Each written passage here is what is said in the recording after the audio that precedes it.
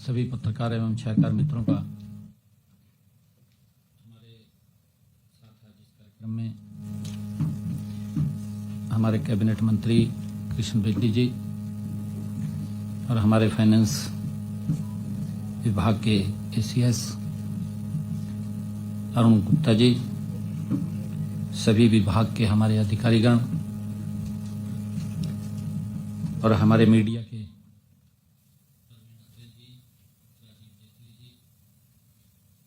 उपस्थित पत्रकार एवं छायाकार मित्रों, आप सब जानते हैं कि हर महीने की 10 तारीख को जो विभिन्न योजनाओं के तहत लाभार्थियों को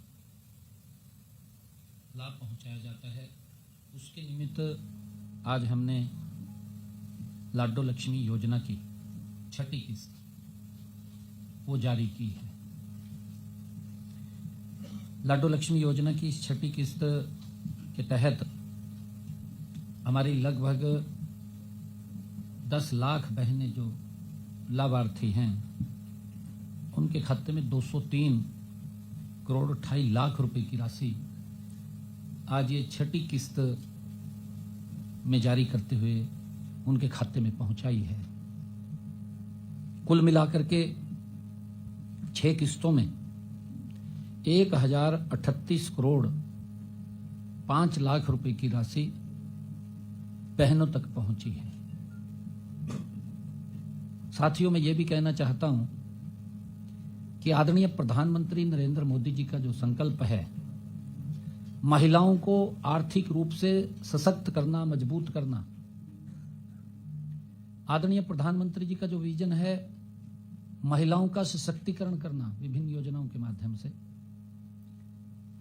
उनकी सोच के आधार पर यह डबल इंजन की सरकार गति से काम कर रही है, बहनों को सशक्त करने का काम कर रही है। मैं ये भी बताना चाहूंगा, जैसे मैंने पीछे भी आप लोगों को बताया था कि 25 सितंबर को दीनदयाल लाडो लक्ष्मी योजना ऐप का हमने शुभारंभ किया था और पंडित दीनदयाल उपाध्याय जी के 109वें जन्म दिवस के अवसर पर हमने किस्त जारी की थी। मैं ये भी बताना चाहूंगा कि 2026-27 के बजट में आगामी लाडो लक्ष्मी पंडित दीनदयाल उपाध्याय जी के जन्म दिवस पर यह आय सीमा हमने 1 लाख रुपए तक की थी फर्स्ट फेज के अंदर। इस बजट के अंदर हमने लाडो लक्ष्मी योजना का दायरा भी बढ़ाया है। पहले 5,000 करोड़ रुपया हमने रिजर्व किया था, अब 6500 करोड़ रुपया महिलाओं के लिए रिजर्व किया है, उसका दायरा भी बढ़ाया है। बीच में भी हमने दायरा बढ़ाया था कि ऐसी उन महिलाओं को भी इस योजना का लाभ मिलेगा जिनके बच्चों ने 80% से ज्यादा अंक सरकारी स्कूल में पढ़ने वाले 10वीं और 12वीं की क्लास में लिए हैं, प्राप्त किए हैं, या जिन्होंने अपने बच्चों को गंभीर बीमारी से मेहनत करके बाहर निकाला है, उन महिलाओं को भी इसके अंदर जोड़ा था। इस बजट के अंदर जब हमने इसका और दायरा बढ़ाने की बात की है तो इसका 5,000 से 6500 करोड़ रुपया हमने इसका बजट का प्रावधान किया है और इसका दायरा भी बढ़ाया है।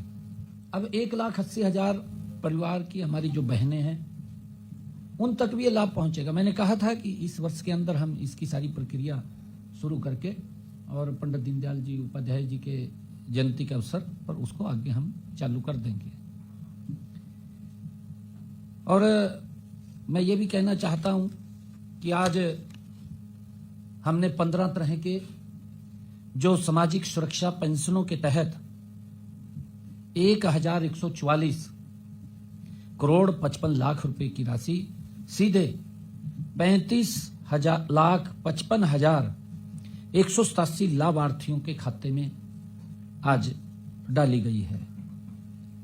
इसमें वृद्धावस्था सम्मान भत्ता, दिव्यांगजन भत्ता और सामाजिक सुरक्षा पेंशन वो शामिल हैं। हमने व्यवस्था परिवर्तन करते हुए प्रोएक्टिव मोड को अपनाया है और इसके तहत हमने परिवार पहचान पत्र डेटाबेस के आधार पर पात्र जो हमारे स्वयं निर्धारित होती है और पात्र नागरिकों को हमने बिना दफ्तरों के चक्कर काटे। ये कांग्रेस के समय में होता था। कांग्रेस के समय में तो ये होता था 6-6 महीने, 1-1 साल बुजुर्ग धक्के खाते रहते थे, घूमते रहते थे, पेंशन नहीं बनती थी। फिर जो कर्मचारी था बोलता था वहां से भी ताऊ आपकी पेंशन लगेगी, कुछ सेवा कर दे, जल्दी लग जाएगी। इस प्रकार का सिस्टम कांग्रेस के शासन में था। निराई भ्रष्टाचार कांग्रेस के शासन में था। कार्रवाई नहीं होती थी कोई भी। आज गति से कार्रवाई होती है।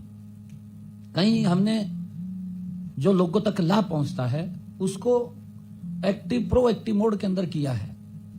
इसीलिए किया है ताकि बुजुर्गों को कहीं जाना ना पड़े, चक्कर ना काटने पड़े। 60 साल के हो जाते हैं, ऑटोमेटिक पेंशन लग जाती है। उसके अंदर भी क्योंकि जैसा सॉफ्टवेयर है अलग अलग तरह से अपडेट करना पड़ता है, उसको भी अपडेट करेंगे। परंतु जब अपडेट करते हैं तो कांग्रेस के लोगों को उसकी भी पीड़ा होती है। वो बोलने लग जाते हैं ये कर दिया जी, वो कर दिया जी। भाई सिस्टम को ठीक किया जा रहा है और जब सिस्टम को ठीक किया जा रहा है तो आम लोगों को तो दिक्कत नहीं है, कांग्रेस को दिक्कत होती है। भाजते फिरते हैं। फिर कई लोग दुकानें खोल लेते हैं, कहा जी दुकान खोल लो, कहा इसको ठीक करेंगे, कहा। परंतु सरकार ठीक करने में लगी हुई है, कोई दिक्कत नहीं है किसी प्रकार की आम जन को। यह सरकार नरेंद्र मोदी जी के नेतृत्व में जो डबल इंजन सरकार चल रही है, आम व्यक्ति को, गरीब व्यक्ति को लाभ पहुंचाने का काम आजादी के बाद अगर किसी सरकार ने किया है तो वो नरेंद्र मोदी जी के नेतृत्व वाली सरकार ने किया है। डबल इंजन सरकार ने किया है आजादी के बाद। नहीं तो राजी हुई फिराते 2-4 उनके जो इर्द गिर्द घूमते रहाते, 5-4 दलवाए देते में रौला पाई जाते, कहा मन्नू मिल गया, मन्नू मिल गया। लोग, आम व्यक्ति वंचित रहता था, उस तक लाभ नहीं पहुंचता था। और वो भी नेता राजी हुए फिराते। आज जब व्यवस्था ठीक है, आज बाजते फिर रहे ना बाजते, घूमते फिर रहे। जब घूमने का समय था, जब व्यवस्था ठीक करने का समय था, तब तो व्यवस्था ठीक नहीं की, तब तो कहीं दिखाई नहीं दिए।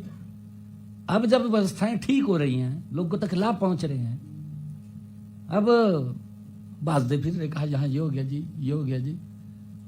ये विपक्ष की इस प्रकार की पता नहीं क्या झूठ बोल का भाग जा रहा, कहां से इतना शार्प झूठ बोलते हैं, इतना ऐसा झूठ बोलते हैं जचा देंगे पूरा।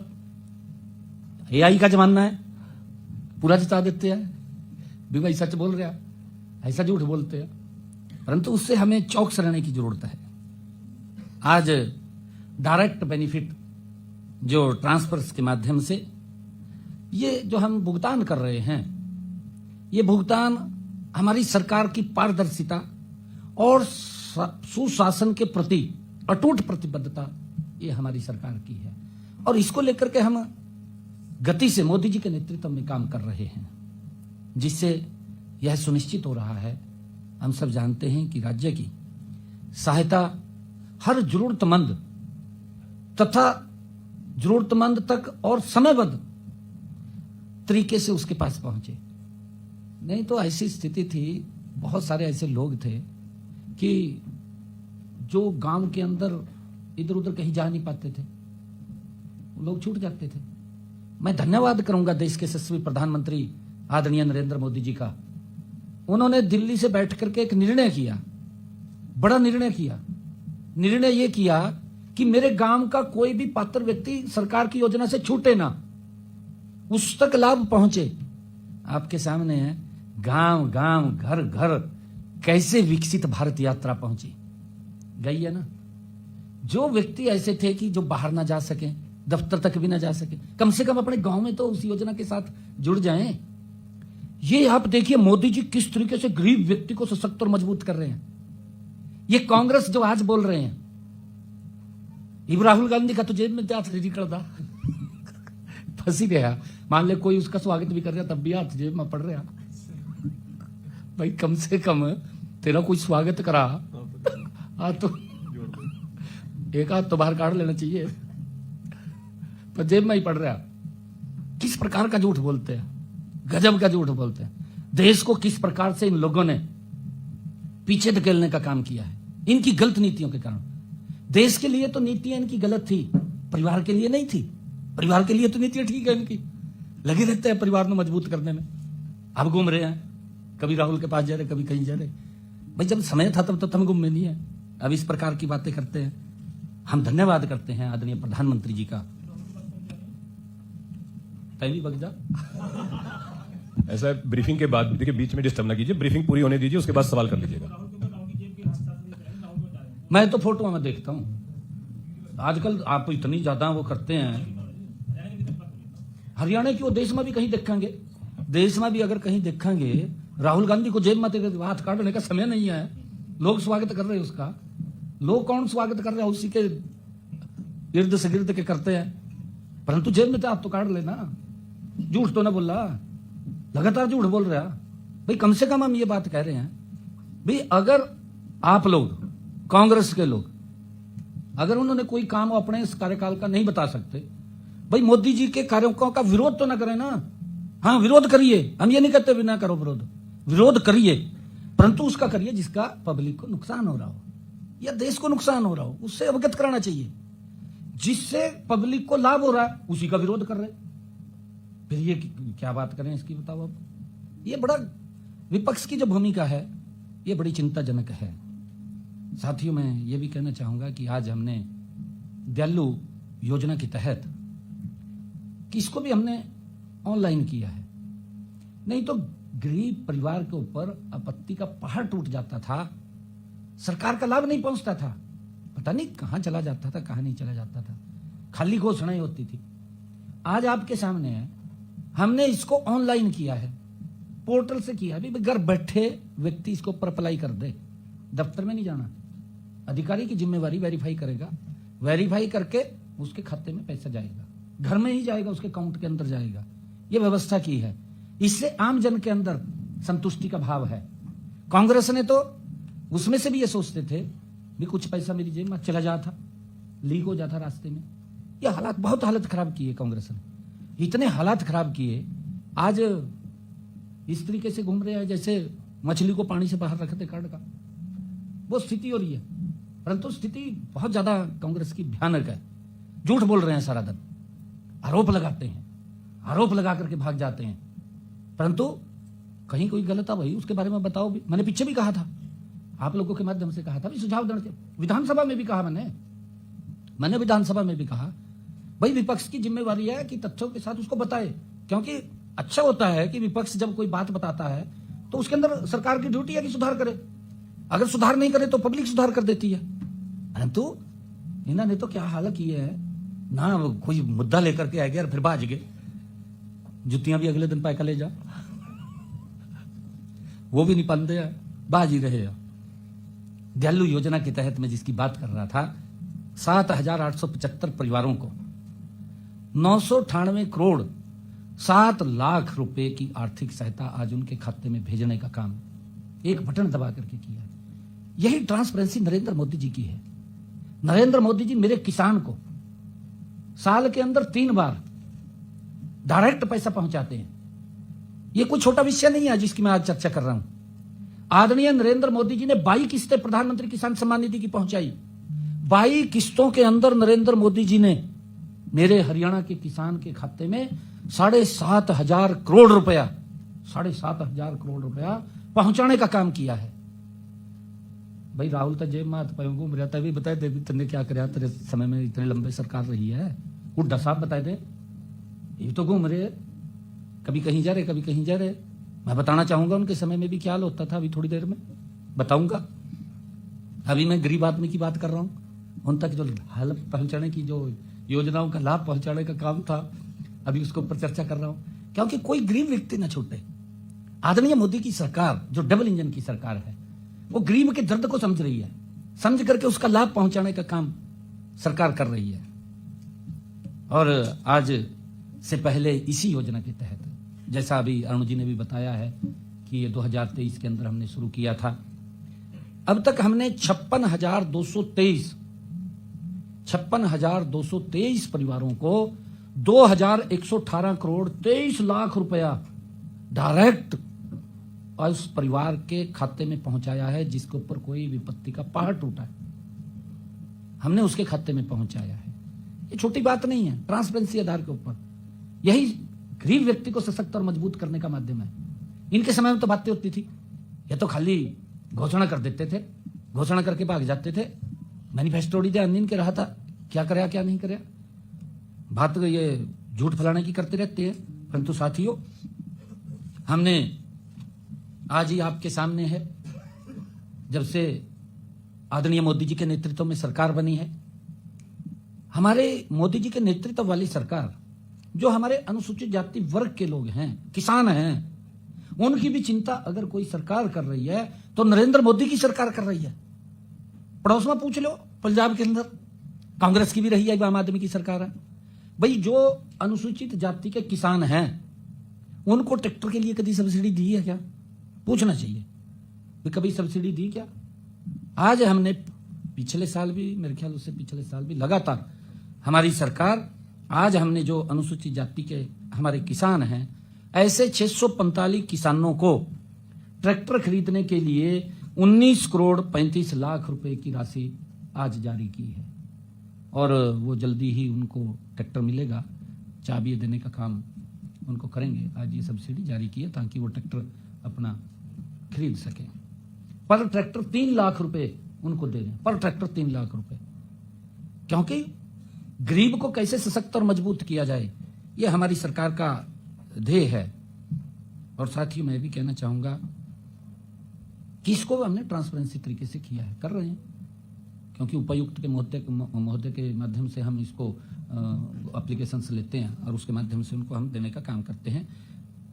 और मैं ये भी बताना चाहूंगा आज आप लोगों को कि आज हमने विभिन्न 18 योजनाओं के तहत कुल 1665 करोड़ 25 लाख रुपए सीधे लाभार्थियों के खातों में आज राशि डाली है।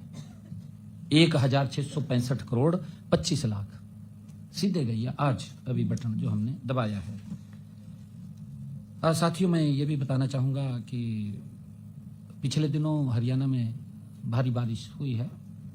हमारी पूरी नज़र उस बरसात से कोई नुकसान ना हो मेरे किसान का, हमारी पूरी नज़र हरियाणा प्रदेश के हर कोने पर थी। गत 6, 7, 8 अप्रैल को क्योंकि भारी बरसात हुई है, प्रदेश के 4 जिलों फतेहाबाद, हिसार, सिरसा, कुरुक्षेत्र के कुछ गांव में फसलों को नुकसान होने की रिपोर्ट हमें प्राप्त हुई है, क्योंकि ओलावृष्टि हुई है, कहीं कहीं अलग पॉकेट्स के अंदर हुई है। मैंने स्वयं वहां के जिला उपायुक्तों से भी फोन पर पूरी रिपोर्ट लिया है, स्वयं बात की है। हमने किसी किसानों की फसल को हुए नुकसान एवं भरपाई के लिए कल ही हिसार, सिरसा, फतेहाबाद के लिए पोर्टल खोल दिया है। बाकी नुकसान वाले जिलों में खोल दिया जाएगा, कार्रवाई हो जाएगी तुरंत। आज सुबह 10 बजे इस पोर्टल पर तीनों जिलों के 21 गांव, जहां जहां नुकसान हुआ है वहां खोला है। 21 गांव के 1350 किसानों ने 10,088 एकड़ क्षेत्र का पंजीकरण भी करवा लिया है, क्योंकि वेरीफाई होगा, उसके बाद उसको वेरीफाई करेंगे। इनमें फतेहाबाद जिले के 9 गांव हैं, हिसार के 10 गांव हैं, सिरसा के 2 गांव शामिल हैं। और साथियों, कुरुक्षेत्र के भी कुछ गांव, 6 गांव के करीब में कुरुक्षेत्र के हैं, उसका पोर्टल भी आज से खुल जाएगा। सरसों की खरीद के अंदर भी हम लगातार, क्योंकि 28 मार्च से हमने सरसों की खरीद शुरू की थी, अब तक मंडियों में 16,046 मीट्रिक टन सरसों की आवक हुई है हरियाणा प्रदेश के अंदर। इनमें से 3,421 मीट्रिक टन सरसों की सरकारी खरीद की गई है। शेष सरसों निजी व्यापारियों द्वारा खरीदी गई है, क्योंकि एमएसपी से ज्यादा मूल्य मिला है, व्यापारी लेकर के गए हैं। मुझे खुशी है कि जब एमएसपी ज्यादा मिलता है तो मेरे किसान का लाभ होता है। मंडियों में 1,558 मीट्रिक टन सरसों का उठान कराया जा चुका है। किसानों को 6,200 रुपए प्रति क्विंटल जो एमएसपी है, एमएसपी के हिसाब से अब तक 4,94,00,000 रुपए का भुगतान डीबीटी के माध्यम से उनके बैंक खातों में किया जा चुका है। इसी प्रकार साथियों, गेहूं की खरीद को लेकर के जो हमने 1 अप्रैल से गेहूं की खरीद शुरू की थी, 1 अप्रैल से खरीद शुरू हुई थी। अब तक मंडियों में 17,37,000 मीट्रिक टन गेहूं की आवक हुई है। 17,37,000 मीट्रिक टन गेहूं की आवक मंडियों में हुई है। इनमें से 3,92,000 मीट्रिक टन गेहूं खरीदी जा चुकी है। और अब बारिश पड़ रही थी, क्योंकि उठान के अंदर थोड़ी दिक्कतें, सारी चीज में दिक्कत आ रही थी, कुछ नमी भी हो रही थी उसके अंदर, उसके कारण भी थोड़ी परचेज नहीं हो पा रही थी। मौसम परमपिता परमात्मा ने खोला है और जल्दी ही, क्योंकि अब एकदम दबाव भी रहेगा पूरा मंडियों के ऊपर, हमारी पूर्ण तैयारी है। और अब तक मैं ये बताना चाहूंगा कि किसानों को जो उठान की प्रक्रिया है, मौसम खुलेगा, अब उठान शुरू हो जाएगा, किसानों को 2,585 रुपए प्रति क्विंटल, जो 2,585 रुपए एमएसपी गेहूं के ऊपर है, उसके समर्थन मूल्य के हिसाब से अब तक 13,09,00,000 रुपए का भुगतान डीबीटी के माध्यम से किसान के खाते में कर दिया है। और मैं ये भी बताना चाहूंगा, क्योंकि कैबिनेट ने अभी परसों जो फैसला किया था कि हमने 8 अप्रैल को प्रदेश के मजदूरों के मिनिमम वेज में वृद्धि की बात उसमें हमने फैसला किया था। मैं ये बताना चाहूंगा कि अब अकुशल श्रमिकों का मासिक वेतन 11,275 रुपए से बढ़ा करके 15,220 रुपए तथा अर्धकुशल श्रमिकों का मासिक वेतन 12,430 रुपए से बढ़ाकर 16,780 रुपए कर दिया गया है। ये अभी कैबिनेट की बैठक में फैसला हुआ है।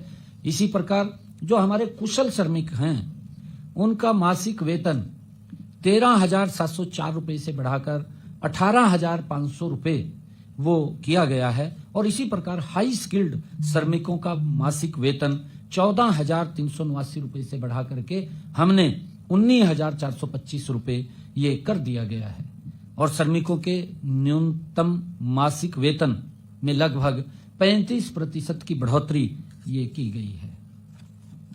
और मैं एक और आपको ये कहना चाहूंगा, क्योंकि पिछले दिनों हमारे फरीदाबाद के अंदर एक दुखद घटनाक्रम हुआ था।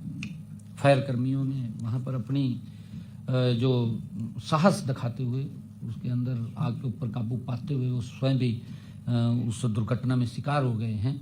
ऐसे हमारे HKRN के तहत कार्यरत 2 फायर कर्मियों की ड्यूटी के दौरान उनकी दुखद मृत्यु इस हादसे में हो गई थी। और मृत्यु के बाद सरकार ने तुरंत राहत के रूप में प्रति परिवार 30 लाख रुपए की राशि वो जारी करने का निर्णय लिया है।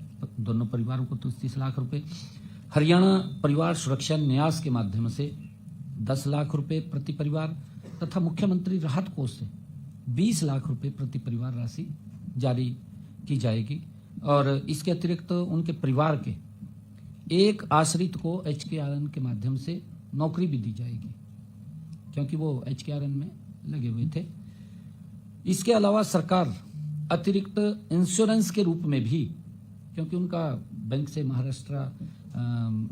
बैंक ऑफ महाराष्ट्र उसके अंदर उनसे बातचीत चल रही है, उसके वित्तीय सहायता पीड़ित परिवारों को दिलाने का प्रयास भी विभाग कर रहा है। और साथियों, मैं ये भी बताना चाहता हूं, क्योंकि कांग्रेस और कई अन्य दल लगातार ऐसे घूम रहे हैं कि जैसे कोई मुद्दा होता है कि कैसे मुद्दे को पकड़ा जाए, परंतु मुद्दा हाथ नहीं लगता, मारे मारे घूमते हैं। अपने याद नहीं रहती उनकी बातें भी, हमारे कार्यकाल में क्या होता था, कैसे व्यवस्थाएं थी। व्यवस्थाएं तो तब पता लगे ना, तब जमीन पे जाएं।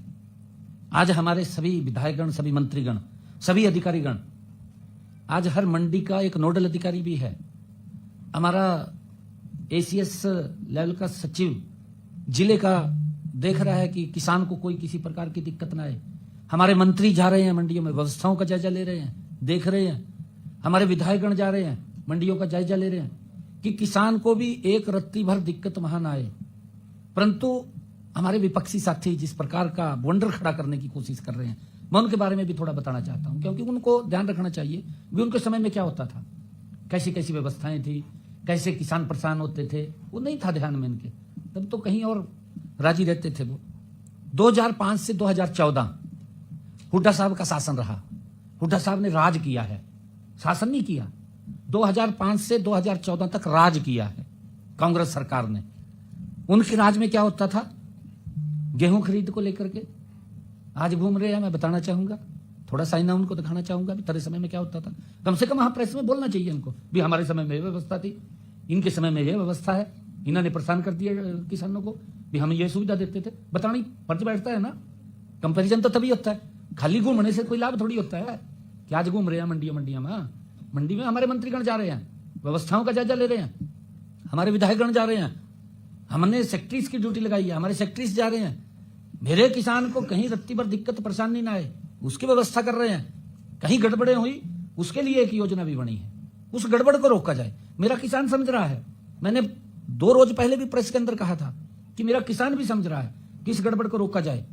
ये किसान के नाम के ऊपर जो गड़बड़े होती हैं उसको रोकने का काम हमारा किसान आगे आ रहा है। हमारा किसान चाह रहा है कि हाँ गड़बड़ को रोका जाए, गड़बड़ नहीं होनी चाहिए। परंतु हमारी सरकार का मैंडेट है कि अपने किसान का एक एक दाना खरीदने का काम हरियाणा सरकार करेगी, कोई दिक्कत किसी को नहीं आने देंगे। ये जागरूक सरकार है, ये जाग रही है, रात को भी जागती है सरकार, ये रात को भी देखती है अभी किसान को कोई परेशानी ना हो, तब भी देखती है। परंतु इनके समय में क्या होता था, क्योंकि ये तो बताएंगे नहीं, मुझे ही बताना पड़ेगा। इनके समय में क्या होता था, किसान 3 से 7 दिन तक ट्रैक्टर ट्राली लेकर के लाइन में खड़ा होकर के इंतजार करता था। इनके समय में शायद पता होगा इनको, इन्हें बताना चाहिए कहीं ना कहीं भी हमारे समय में व्यवस्था थी। 3 से 7 दिन लगते थे, ट्रैक्टर ट्राली खड़ी रहती थी, उतरता नहीं था अनाज, मंडी भर जाती थी। यह स्थिति थी इनके समय में। बोरियों की सप्लाई समय पर नहीं होती थी क्योंकि पूरी मंडी भर जाती थी, बोरियों की सप्लाई भी नहीं होती थी समय पर। गेहूं खुले में पड़ा रहता था, इनके समय की बात है यह, उसके बारे में बताना चाहिए भाई। आसमान के अंदर पड़ा रहता, बरसात आ जाती थी, क्या होता था, किसान अपने पैसे से खरीद करके तरपाल लेकर के आता था, फिर ढकता था भी चलो थोड़ा बहुत अनाज बच जाएगा। परंतु सरकार ध्यान नहीं करती थी। आज हमने तरपाल के लिए भी आड़तीस को भी हमने निवेदन किया है, हमने सेक्रेटरीज को भी कहा है कि भाई अगर किसान की बरसात आ जाए तो उसको ढकने का इंतजाम भी वहां से वो होना चाहिए, उसको करना चाहिए। ये बात कही है, बड़ा उसके अंदर वो करते हैं। परंतु इनके समय में तो खुले में पड़ा रहता था, उसके बारे में नहीं बताते। और इनके समय में पर्याप्त गोडाउन नहीं थे, आपके सामने है। लगातार अगर 2014 के बाद आज 2026 कितने नए गोडाउन बने और बन रहे हैं, ऐसा नहीं है, धीरे धीरे करके हर वर्ष उसके अंदर जुड़ते हैं, नए गोडाउन जुड़ रहे हैं। ये अपने समय के 10 साल का हुड्डा साहब घूम रहे हैं, प्रेस के अंदर बताए ना कितने गोडाउन बनाए थे। केंद्र में भी सरकार थी इनकी, केंद्र में भी कांग्रेस की सरकार थी और यहां भी ये मुख्यमंत्री थे। ये बताए ना कि किसान की फसल की सुरक्षा के लिए हमने कितने गोडाउन बनाए थे, बताएं। और हमने कितने बनाए हैं वो सारा की सारी फिगर है, देख लें। पर्याप्त व्यवस्था नहीं थी, गेहूं को खुले में तिरपाल के नीचे ही रखना पड़ता था, आपके सामने है। फसल में इनके समय के अंदर कटौती किस प्रकार से होती थी और रिजर्वेशन ज्यादा रहता था, काफी बड़ा रहता था वहां से, आपके सामने है। सिस्टम पूरी तरह से इनके समय में धीमा था, धीमा भी ऐसा था, मैंने कहा कि 3 से 7 दिन लगते थे ट्राली उतारने में, जगह नहीं मिलती थी। परंतु अब ये दुष्प्रचार कर रहे हैं, किसानों को मंडी से पैसा भी समय पर नहीं मिलता था, आपके सामने है। इनके समय में आज 48 घंटे में, मैंने फिगर बताई ना, इनके समय में तो 2-2 रुपए के चेक मुआवजे के गए हैं, 2-2 रुपए के चेक गए, 500 रुपए खत्ता खलवाने में लगते थे, 2 रुपए का चेक देकर के हंसते थे ये लोग भी हमने मुआवजा दे दिया, ताड़ियां पटवाते रहते थे। ये हालात थे इनके। परंतु अगर हम बात करें आज की तारीख से, लगभग हमने जो पिछले साल का अगर हम देखें, आज की टिल डेट हमने डबल पेमेंट कर दिया किसान की, डबल पेमेंट। लगभग 6,000 थी और हमने 13,000 का, अब आंकड़ा मैंने बताया 13,000 करोड़ रुपया हमने वो दिया है किसान को, उनके इसमें जो फिगर है। अब तक हमने किसान को जो हमने पैसा पहुंचाया है अब तक, ये 13 करोड़ 9 लाख रुपए पहुंचाया, 13 करोड़ 9 लाख रुपए पहुंचाया, जबकि पिछले साल आज की डेट में लगभग 6,000 करोड़ रुपया, 6,000 करोड़ नहीं, इसके अंदर अब तक हमने, क्योंकि अब तक मैं आपको बता रहा हूं 13 करोड़ 9 लाख रुपए हमने अब तक भेजा है। 13 करोड़ 9 लाख रुपया डीबीटी के माध्यम से किसान के खाते में पहुंचा। हाँ, गेहूं अभी तो शुरू हुआ है सीजन, अभी सीजन शुरू हुआ। मैं अभी अगली बात जो कहने वाला हूं उसके ऊपर मैं निवेदन भी कर रहा हूं। 13 करोड़ 9 लाख रुपया हमने किसान के खाते में पहुंचा दिया है, जबकि पिछले साल आज की डेट तक लगभग 6 करोड़ रुपए था। ये डबल किया हमने अब की बार, इसके अंदर जो फसल खरीदी उसका डबल गया है, ज्यादा उसके अंदर पैसा गया। मैं ये बात आपके बीच में कह रहा हूं। अब अगली बात ये है, क्योंकि विपक्ष का काम है, विपक्ष अच्छा है, घूमना चाहिए, हम कोई मना थोड़ी करते हैं विपक्ष को, विपक्ष की ड्यूटी है, जाना चाहिए, ड्यूटी को ठीक तरीके से निभाए, ठीक ड्यूटी निभानी चाहिए, जाकर के झूठ नहीं बोलना चाहिए। अब आप लोग जो पत्रकार जागरूक हैं, अब आपके सामने तो पत्रकार देख कर तो बड़ा भी मेरी बात जारी है, पर ये तो नहीं पता ना क्या बोल रहा, झूठ बोल रहा। मैंने थोड़ा आईना दिखाया उनके समय का भी तेरे समय में क्या होता था।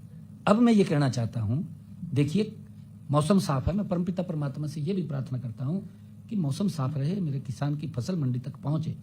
सरकार ने पूर्ण व्यवस्थाएं की हुई हैं, सरकार ने बारदाने की व्यवस्था पूरी की है, उठान की व्यवस्था पूरी की हुई है, परचेज का भी एक एक दाना होगा।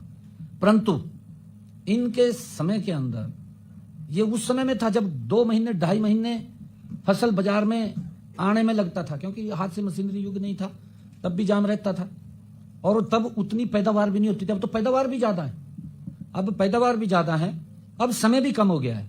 जो 2.5 महीने का समय था अब वो मात्र 15 से 20 दिन का रह गया। 15 से 20 दिन के अंदर ये पूरी फसल आ जाती है। जैसे मौसम खुलेगा अब एकदम दबाव बनेगा, उस दबाव के अंदर व्यवस्थाओं में अव्यवस्थाओं में हो जाता है कुछ ना कुछ। मेरा सभी किसान भाइयों से आग्रह है कि इसके अंदर सहयोग करें, क्योंकि ये सीजन का समय कम रह गया, परंतु इसको हम मिलकर के काबू पाएंगे। हमारी नजर है, हर तरीके से नजर है हर काम के ऊपर, कहीं कोई दिक्कत नहीं आने देंगे। अगर कहीं कोई अव्यवस्था थोड़ी होती है उसको थोड़ा कोऑपरेट करने का हम काम करेंगे, तो जिससे कि मिलकर के इसको काबू पाया जा सके। ये मेरा आग्रह है। विपक्षी साथियों से भी मैं कहना चाहूंगा, अच्छा है वो ध्यान रखें, परंतु दुष्प्रचार ना करें, झूठ ना बोलें, बस इतना का आग्रह है। Thank you.